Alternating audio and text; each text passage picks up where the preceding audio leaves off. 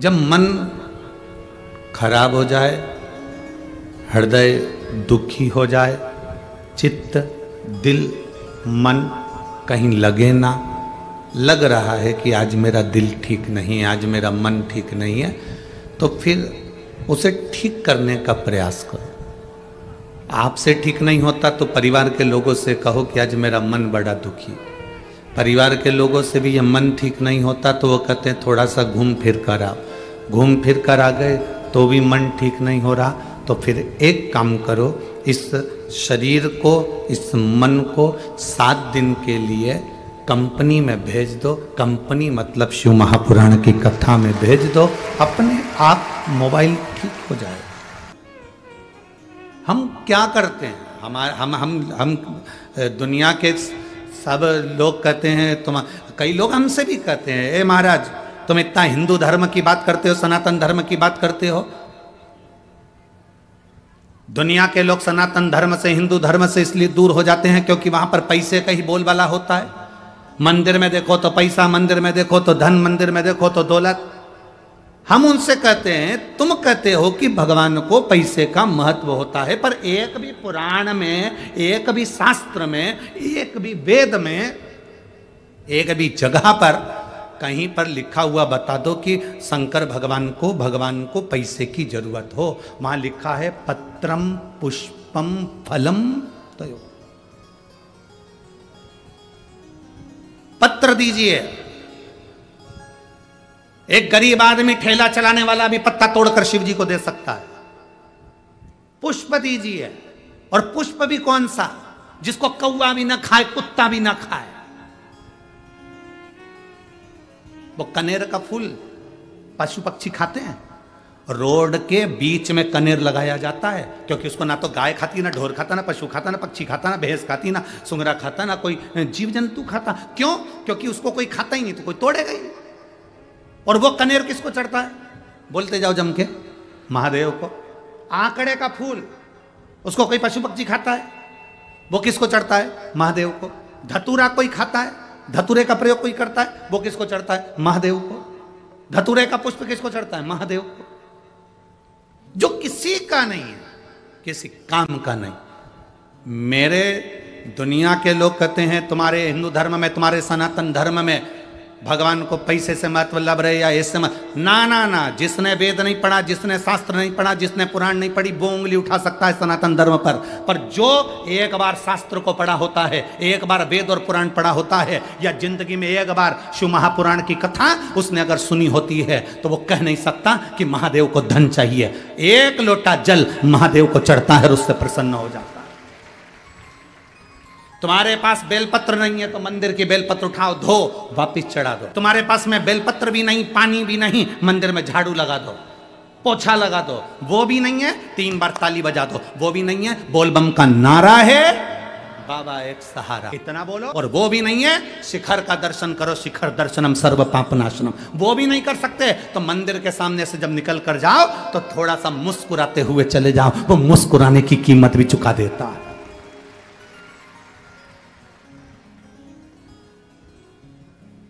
पत्र, पुष्प, फल और जल। एक वृक्ष की पत्ती तोड़कर चढ़ा दो, कोई कीमत लग रही है? जम के तो बोलो जरा। नहीं। कोई फूल जो किसी काम का नहीं है वो महादेव को चढ़ा दो, कोई कीमत लग रही है? हाँ। अब लोग, हम यहां से बोल देते हैं तो लोग तो तोड़कर उसको बाजार में बेच देते हैं, तो बात दूसरी, पर कोई कीमत।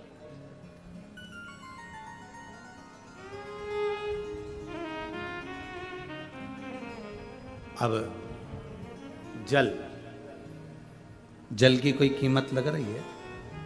तुम्हारे घर से लोटा लेकर जाओ, तुम्हारे घर से पानी लेकर जाओ, तुम्हारे घर से लोटा जल ले जाकर शिव जी को समर्पित करो और वो जल चढ़ाकर फिर लेकर, कोई कीमत नहीं। आज बहुत सारे लोगों को सियोर वाला महाराज, बहुत लोग लगे रहते हैं। कई लोग कहते हैं शंकर जी पे चढ़ा हुआ जल मत पियो। कोई कहेगा शिव जी को मंदिर का प्रसाद मत खाओ। बहुत लोग रहेंगे ये दिन भर। ज़्यादा लोग जो ढोंग प्रपंच में जुड़े हुए होते हैं वो फालतू की बात करते रहते हैं, फालतू की बात। जो कहते हैं कि शंकर जी पे चढ़ा हुआ जल मत पियो, उनसे कह देना मरते समय गंगा जल भी मत पीना, क्योंकि वो भी शंकर की जटा से निकला है।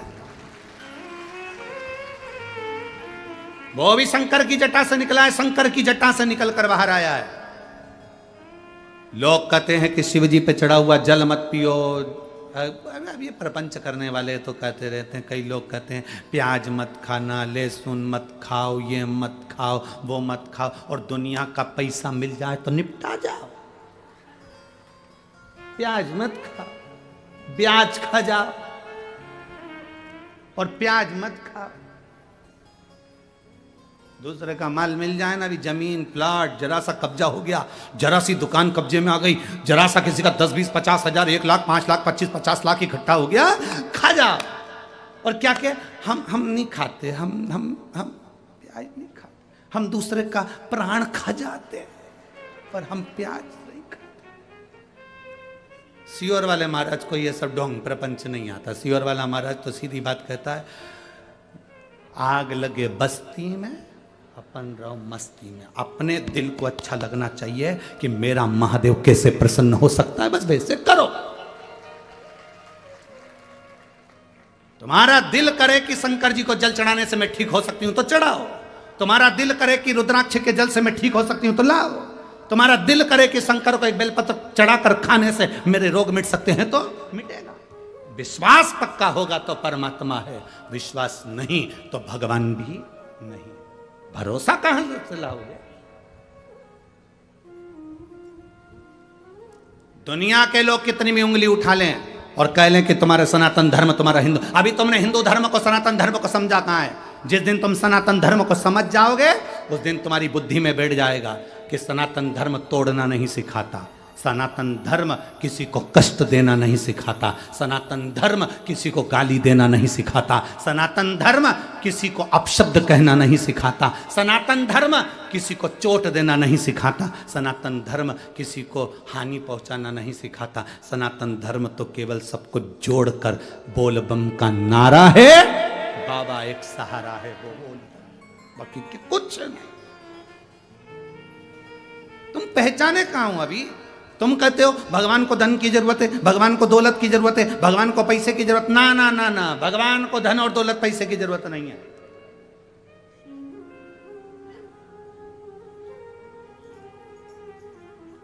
धन दौलत पैसा भगवान को नहीं, भगवान को तुम्हारा चढ़ाया।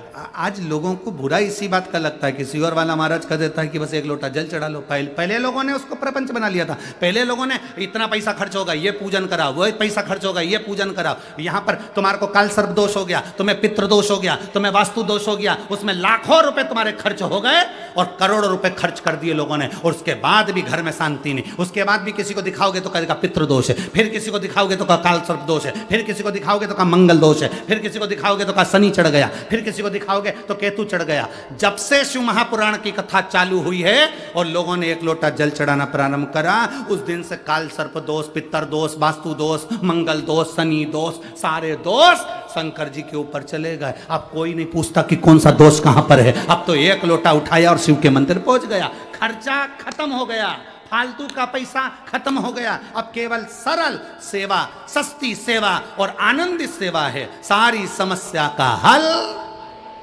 एक लोटा जल है।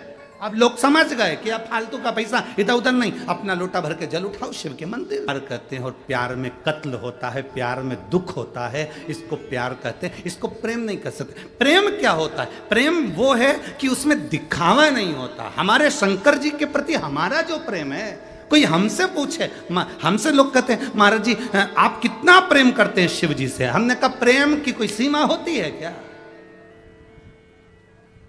प्रेम की कोई सीमा होती है? हनुमान जी ने जैसे सीना फाड़ कर दिखाया था तो उनके दिल में राम और सीता थे। कभी मौका मिल जाए तो इस शरीर को भी फाड़ कर देखना, उसके अंदर शंकर और कंकर ही मिलेगा, शंकर और कंकर ही मिलेगा, शिव ही मिलेगा, शंकर ही मिलेगा।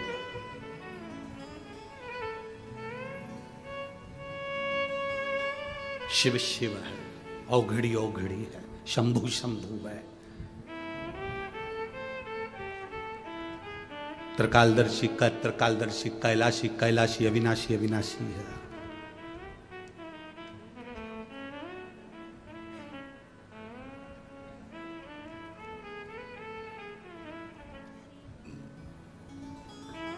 बस पहचान के नेत्र चाहिए।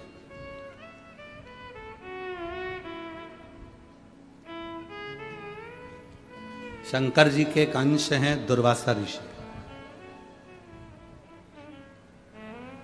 शिव जी के एक अंश हैं दुर्वासा, और एक बार दुर्वासा ऋषि अयोध्या आ गए।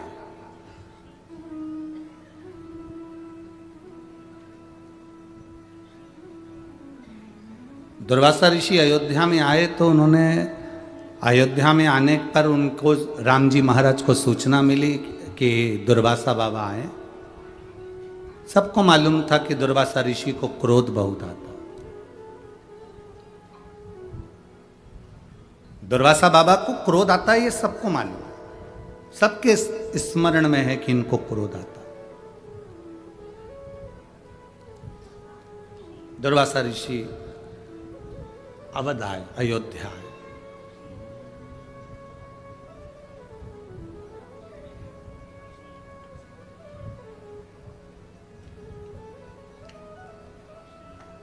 अवध में पहुंचे।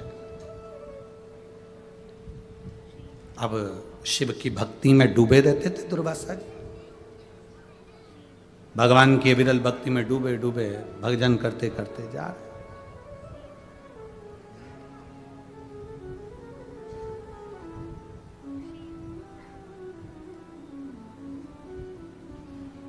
शिव बोला भंडारी रे पर। कभी योग लग जाए आपको, कभी शिव मंदिर में कोई भी नहीं, कभी ऐसा योग लग जाए, वैसे तो अब शंकर जी का मंदिर खाली मिलना कठिन है,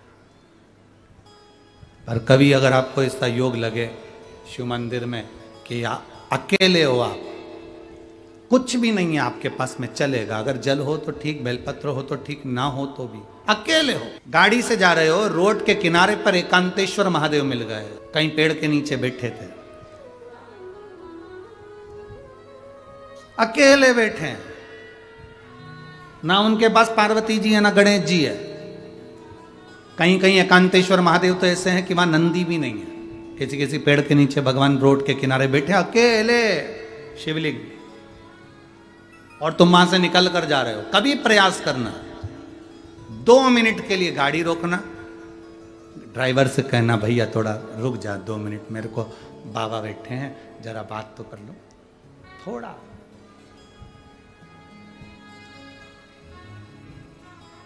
रोको जरा, रोको, 2 मिनट रोक कर उसके पास बैठकर, कुछ भी नहीं होना, कुछ भी नहीं, थोड़ा सा सफाई कर देना, बैठकर दिल से कह देना बहुत दुखी हूं बाबा, पर मेरे महाकाल राजा, ओ मेरे महाकाल राजा, ये दिल, मन, चित्त, बुद्धि, परिवार, सब कुछ आप पर सौंप दिया है। अब मेरी जिंदगी के निर्णय मेरे महाकाल राजा आपको लेना है, और मैं जानती हूं आप मुझे गिरता हुआ नहीं देख सकते, क्योंकि आप काल अधिपति हो।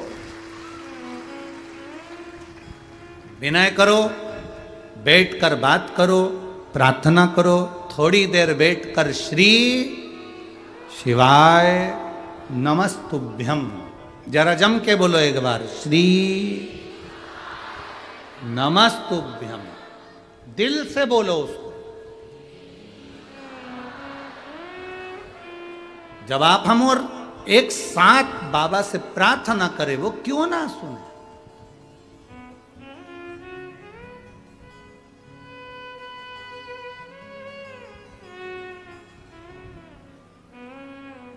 मुझे तेरा ही सहारा है,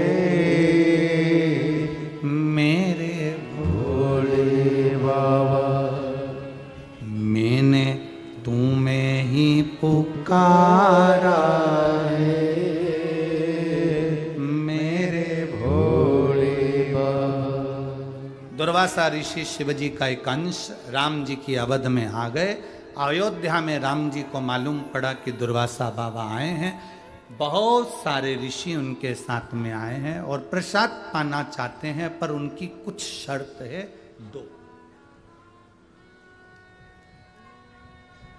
दो शर्त हैं उनकी।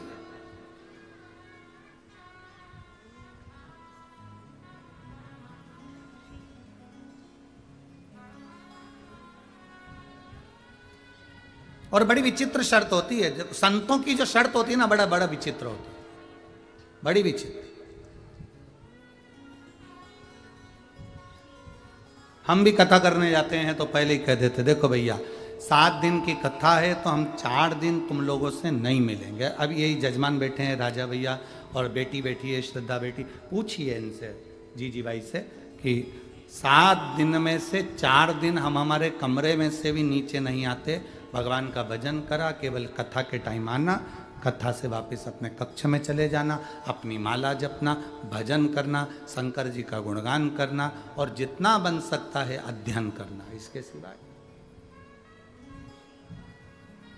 दूसरा, हम मिलेंगे पर 4 दिन तक नहीं मिलेंगे, 7 दिन में से पीछे के 5वें, 6ठा, 7वां दिन रहता है उसमें मिलेंगे। 5 दिन की कथा है तो शुरू के कम से कम 2 दिन नहीं मिलते, फिर पीछे के 2 दिन मिल जाए। जो नियम है वो नियम। दूसरा संकल्प ये रहता है कि महिलाएं, माता, बेटी, स्त्री चरण को हाथ ना लगा। पुरुष है वो छुए, पर स्त्री, नारी, माँ ये चरण ना छुए, क्योंकि स्त्री, बेटी, माँ हम उनको जीजी कहते हैं और हमारी बहन से हम हमारे पांव छुआएं, ये हमको ठीक नहीं लगता, क्योंकि आप हमारी बहन हो। अगर बहन ना होती तो हम यहां से बार बार मंच से हम आपको जीजी नहीं कहते और इनको हम जीजा ना कहते। आप हमारी बहन हो, जीजी हो, तो बहन से कैसे पांव छुआ ले। और बुजुर्ग हैं तो हमारी माँ है, छोटी हैं हमारी बेटी हैं, कन्याएं, हम उनसे कैसे चरण। संत, साधु, गुरुजन, नारी से चरण छुआना नहीं चाहिए। हम जितना पाठ करते हैं, अनुष्ठान करते हैं, ये चरण के अंगूठे में से निकाल के ले जाती है पांव पड़ने के बहाने।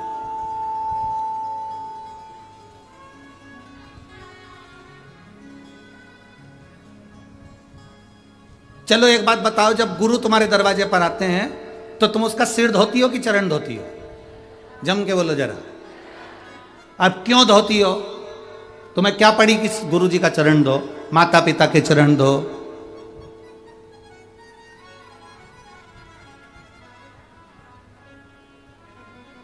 यहां तक कहा है पति के भी चरण धोना चाहिए, परंतु तुम तो उसको ही धो देती हो। दिक्कत तो यहां पड़ी है।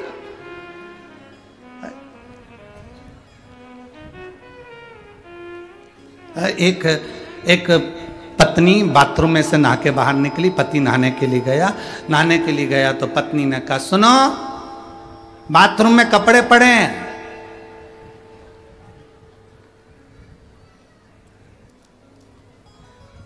तुम धो दोगे क्या?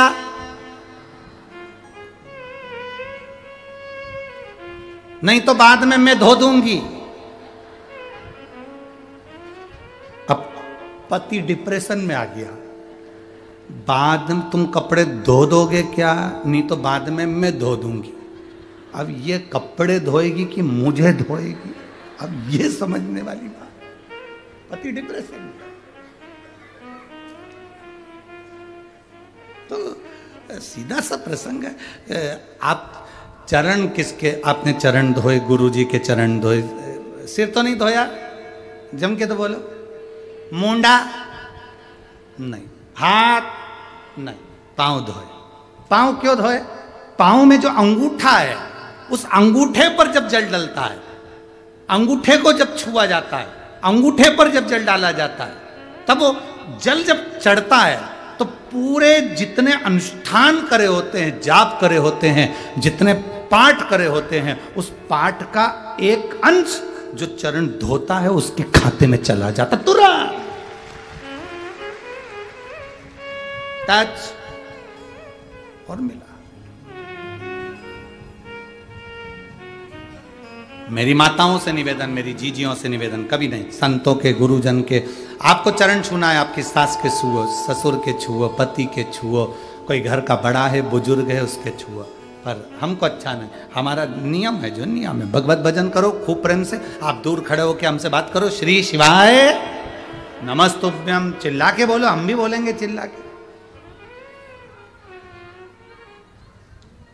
श्री शिवाय नमस्ते। तो ये एक प्रसंग होता है, पर चरण छूना उत्तम। तो ये कुछ नियम होते हैं। अब दुर्वासा बाबा ने वहां पर जाकर अपने नियम बता दिए राम जी के सामने। मेरा कुछ नियम है, 2 मेरे संकल्प हैं, आपको संकल्प पूरा करो और मेरे 60,000 ब्राह्मणों को, ऋषियों को भोजन करो। कौन सा नियम है तुम्हारा? दुर्वासा ऋषि ने कहा, मेरा नियम यह है राम जी, जल,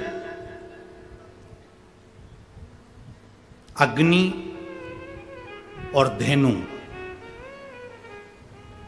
इन तीनों से युक्त भोजन नहीं बनना चाहिए। क्या क्या चीज जम के बोलो जरा। पहले नंबर पर जल, दूसरे नंबर पर अग्नि, तीसरे नंबर पर धेनु, धेनु मतलब गाय। इन तीनों से युक्त भोजन नहीं बनना चाहिए और पकवान 56 भोग बनना चाहिए, पर उसमें ना जल मिले, ना वो अग्नि में तपा हुआ हो, और ना वो गाय के दूध से या धेनु से निर्मित किया गया। दुर्वासा जी जैसे ही बोले, राम जी सोच में पड़ गए, वैसा भोजन कौन सा जो बिना अग्नि में तपे कैसे दे दूं, और 56 भोग। दूसरा, दुर्वासा बाबा ने दूसरा संकल्प कहा, सुनो राम जी, मेरा दूसरा संकल्प है, मैं शंकर जी की आराधना करता हूं, शिव की पूजन में करता हूं। आज अयोध्या में शंकर की पूजन करूंगा, पार्थिव शिवलिंग का निर्माण कर कर मैं पूजन करूंगा, पर मेरे पूजन में वो फूल चाहिए जो अयोध्या के किसी व्यक्ति ने देखा ही नहीं। उस फूल पर अवधवासियों की कोई की दृष्टि ना पड़ी हो।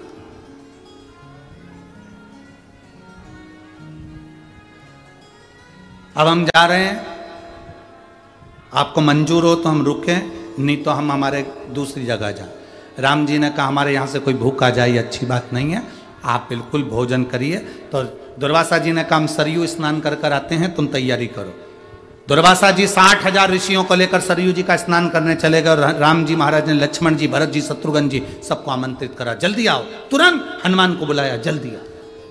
तुरंत भीड़ लग गई। राम राज्य में आज अवध में भीड़ पड़ी हुई है।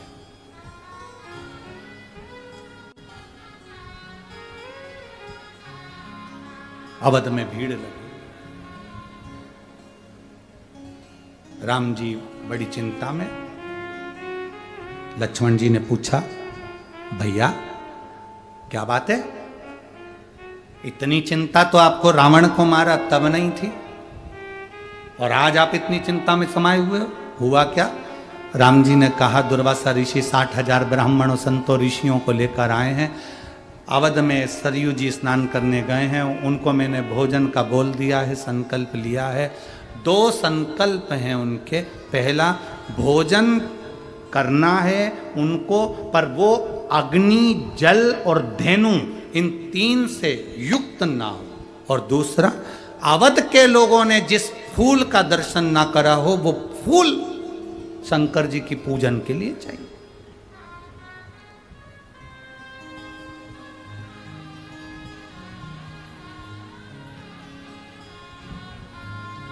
और बहुत सावधानी से सुनना, यह कथा पहली बार शिव महापुराण के इस प्रसंग में स्मरण में आई है कि वो कौन सा फूल, वो कौन सा पुष्प होता है जिस पुष्प के चढ़ा देने से शंकर भगवान पर अगर कोई व्यक्ति ने ला कर दे दिया, जो लाया वो, जिसने छुआ वो, जो चढ़ा रहा है वो, उसके परिवार में बल उत्पन्न होता। बल मतलब वो टूटता नहीं है जल्दी, डिप्रेशन में नहीं आता, टेंशन में नहीं आता, उसके अंदर इतना बल आ जाता है कि वो 50 से भी भिड़ सकता है।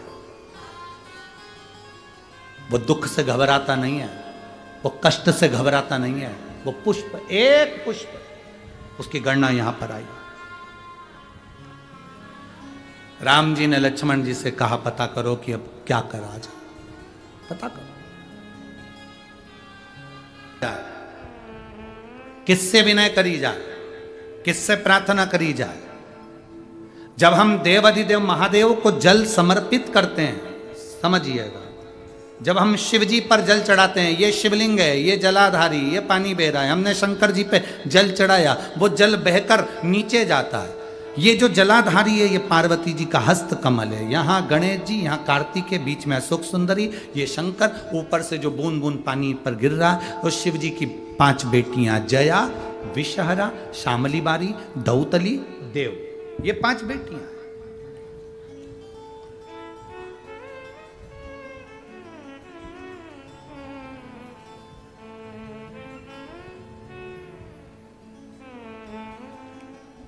जब हम जल चढ़ाते हैं तो पार्वती जी के हाथ पर वो जल जाता है, हस्त कमल पर वो जल जाता है।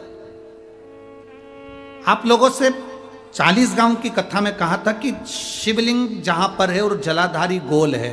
कभी मौका मिल जाए और अपने दिल की बात अगर बहुत अड़चन में पड़े हो, तो वो जलाधारी जो चारों तरफ है, उसके चरण, उसको पकड़कर इस तरह से स्पर्श करना चाहिए, कम से कम 5 बार या 7 बार। अगर मंदिर में जाने की परमिशन हो और शिवलिंग का अगर आप स्पर्श कर रहे हैं, तो जो जलाधारी है, जो गोल जलाधारी है, गोल, उसका स्पर्श 7-5 बार कर कर अपने दिल की बात कहना चाहिए।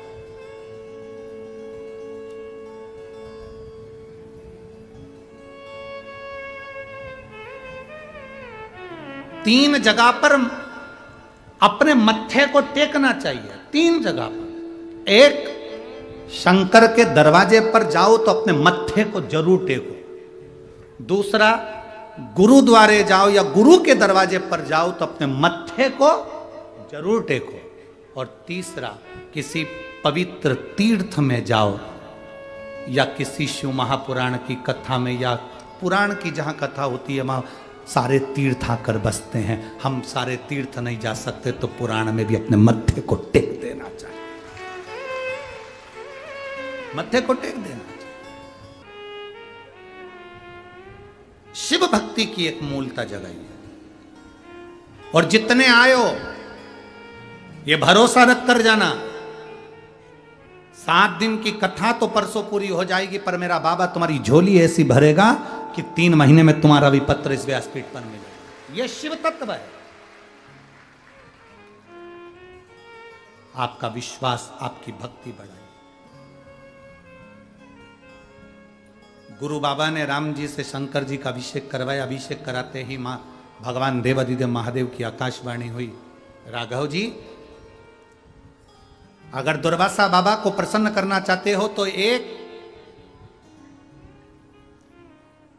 बाण पर पत्र लिखकर इंद्र के पास छोड़ दो, और इंद्र से कहो कि 2 वृक्ष पृथ्वी पर लेकर आए, एक कल्प वृक्ष और दूसरा पारिजात का वृक्ष।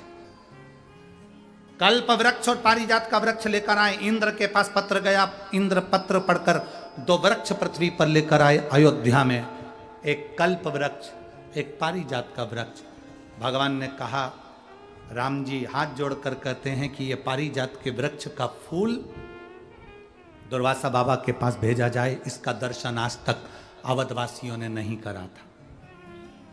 एक पारिजात का फूल ऐसा होता है, अगर शिवजी पर चढ़ाया जाता है और सोमवार की अष्टमी या प्रदोष या शिवरात्रि पर अगर समर्पित, अवधवासियों ने नहीं करा था।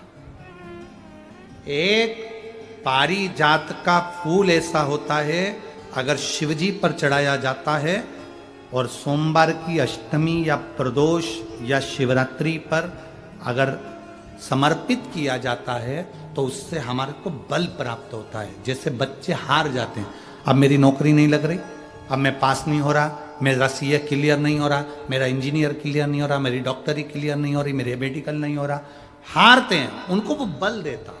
पारिजात का फूल शिव को चढ़ाने, वो बल प्रदान करता। कल्प वृक्ष आया, कल्प वृक्ष से कहा अब भोजन आप दीजिए, क्योंकि अग्नि में तपा हुआ नहीं चाहिए, जल से बना हुआ नहीं चाहिए, धेनु का बना हुआ नहीं चाहिए, तो आप दीजिए। और भगवान कल्प वृक्ष ने वो भोजन अन्न प्रदान करना प्रारंभ करा। दुर्वासा बाबा प्रसन्न हो गए, शिव प्रसन्न।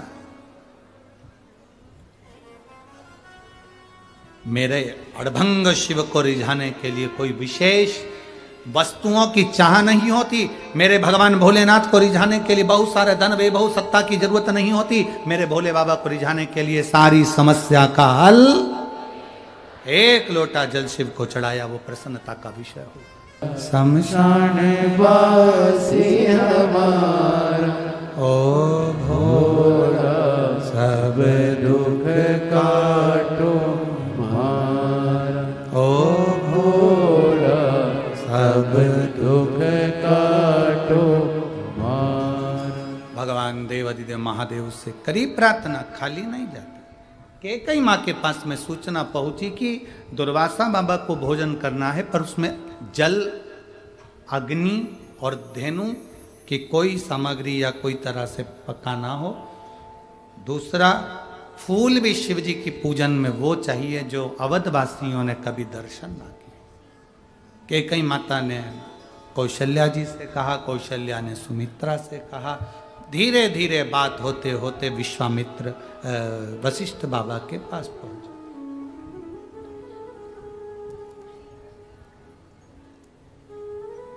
जब अपना मन दुखे, समझ में कोई राह नहीं आए, तब किसी सद्गुरु की शरण में जाकर उससे शिव भक्ति का कोई उपाय पूछ लेना चाहिए।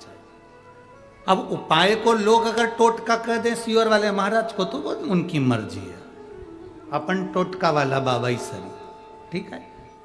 पर शिव महापुराण में भी तो उपाय बताए हैं।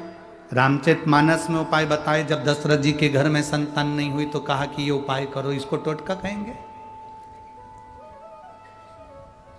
यशोदा जी के घर में जब संतान नहीं हुई तब कहा गया, माता पाटला देवी ने, यशोदा जी की माँ ने कहा कि यशोदा तू ऐसा कर, इसको क्या टोटका कहेंगे? ये उपाय हैं जिन उपाय को हम कर सकते हैं। एक पत्र है, देखिए।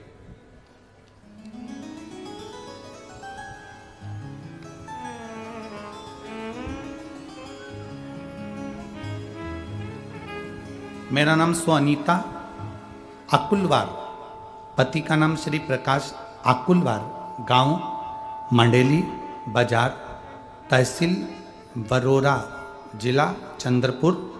मोबाइल नंबर ये है। कहीं बैठी हैं? कहीं बैठी हो तो हाथ हिला सकती हैं। आप ही हैं? हाँ, ऐसा हाथ हिला दो। श्री शिवाय नमस्तुभ्यं।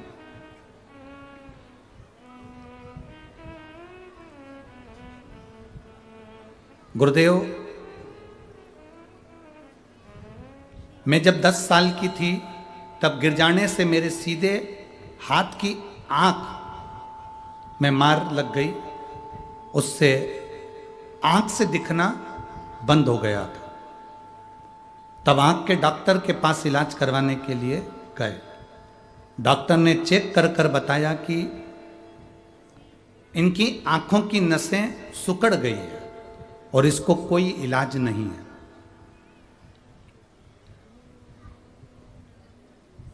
अब आंख की नस सिकुड़ गई, इसका कोई इलाज नहीं है। डॉक्टर को दिखाने के बाद मन उदास हो गया। जब 10 साल की थी तब से ये आंख में तकलीफ हुई और वो आंख की रोशनी जिंदगी भर के लिए चली गई। पर आपकी शिव महापुराण ने एक रोशनी दी है। गुरुदेव, आपने एक बार कहा था कथा में, शिवरात्रि के दिन रात्रि को 12 बजे शंकर भगवान पर शहद चढ़ाया जाए और वो शहद उठाकर लाया जाए और जिसकी आंख की रोशनी नहीं है उन आंखों में काजल जैसा लगाना प्रारंभ करा जाए। गुरुदेव, आपके कहे अनुसार हमने पिछले जो श्रावण का महीना गया है, उस श्रावण के महीने की शिवरात्रि जब आपने अभिषेक करवाया था, उस दिन से हमने 3 या 4 शिवरात्रि ये सब प्रयोग करा और बाबा की कृपा से मेरी आंख की रोशनी वापस आ गई। मैं बाबा को प्रणाम करने के लिए आई। ठीक है बाबू, एक बार हाथ हिला दीजिए वापस। दिखना प्रारंभ हुआ है, बढ़िया। हाथ हिला दो एक बार। श्री शिवाय नमस्तुभ्यम। बैठिए। शिव तत्व, बाबा की कृपा। बाबा, मैं बाबा को यहां नमन करने आई हूं। और शिवरात्रि का ऐसा करते करते मैंने 5 शिवरात्रि को करा, और 5 शिवरात्रि के बाद मेरी आंख, जिस आंख से दिखाई नहीं देता था, जो 10 वर्ष की अवस्था के अंतर्गत चली गई थी, बाबा की कृपा से मेरी आंख आज पूर्ण तरह से मुझे दिखने